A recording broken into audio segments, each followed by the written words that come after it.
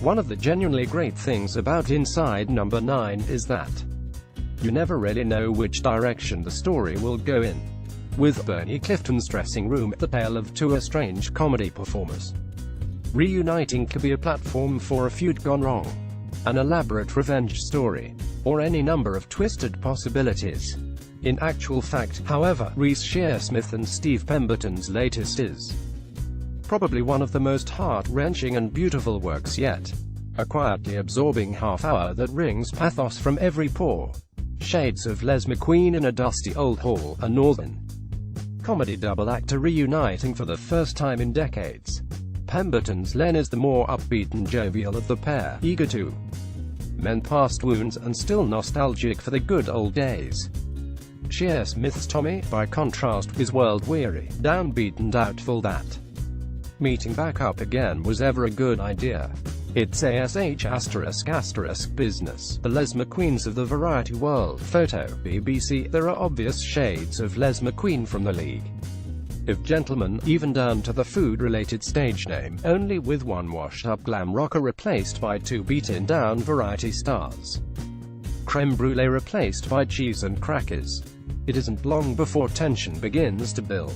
A bitter Tommy accuses Len of undermining his best lines by gurning theatrically for the audience, which Pemberton duly does with over-the-top relish. They squabble over whose surname should come first in the billing. Len has put them in for Britain's Got Talent, but Tommy only agreed to one last gig. Jeanette Cranky wouldn't look us in the eye. It's also clear that the pair's previous old-fashioned, outdated humor just won't wash. Naff, cheesy punch-lines are just the tip of the iceberg. There's the faux ventriloquist act involving a cane-wielding, cap-wearing schoolmaster and a green-haired punk. I thought we could update it by saying computers. The issue with so many of the previous subjects now being utri. Len and Tommy's story shifts from slapstick to the sad and reflective. Photo, BBC. Then there are the more offensive bits of tomfoolery. We can't do Chinese and Asian voices anymore, Tommy informs a protesting Len, who has just run through a medley of outrageously stereotypical impressions, complete with silly hats.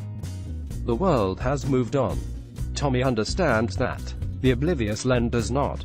Len reflects on past glories. Tommy rubbishes the brief showbiz career as a flash-in-the-pan flop. Jeanette Cranky wouldn't look us in the eye. He recalls of one disastrous TV gig. Powerful breakdowns, and revelations. The elephant in this particular room is the titular dressing space belonging to Bernie Clifton. But the revelations here are gently sad rather than macabre shocking. There are some lovely, absorbing moments, such as when Len begins, briefly, to win Tommy over with some classy visual comedy, only to spoil it with a typically unsubtle bit of slapstick. Or when Tommy snaps at Len over his continued smoking. I stopped 20 years ago. So should you. Pemberton shines as the sad-eyed, wounded Len. Please, don't go. I haven't seen you in 30 years. Let's at least give it a chance. Reece Shearsmith's performance in the final minutes is magnificent. Photo, BBC. Then comes Shearsmith's poignant and powerful breakdown, landing like an emotional hammer after half an hour of his character's icy stoicism.